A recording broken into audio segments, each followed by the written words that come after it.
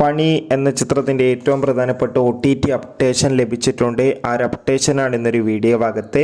വീഡിയോയിൽ വരുമ്പോൾ ഈ വീഡിയോ ലൈക്ക് ചെയ്യുക, ചാനൽ സബ്സ്ക്രൈബ് ചെയ്യുക. ഡിസംബർ മാസം OTT റിലീസ് ചെയ്ത ചിത്രങ്ങളും ഇനി ജനുവരി മാസം അങ്ങോട്ട് OTT റിലീസ് ചെയ്യാൻ പോകുന്ന ചിത്രങ്ങളുടെ വീഡിയോ ചാനൽ ഭാഗം പരിശോധിച്ചാൽ നിങ്ങൾക്ക് കാണാൻ വേണ്ടി സാധിക്കുന്നതായിരിക്കും. ജോജു നായകനായെത്തി ജുനൈ സാഗർ എന്നൊക്കെ പ്രധാന കഥാപാത്രങ്ങളായെത്തിയ ചിത്രമായിരുന്നു പണി. ചിത്രത്തിന് മികച്ചൊരു പോസിറ്റീവ് റെസ്പോൺസ് തന്നെ സ്വന്തമാക്കാൻ വേണ്ടി സാധിച്ചിട്ടുണ്ടായിരുന്നു.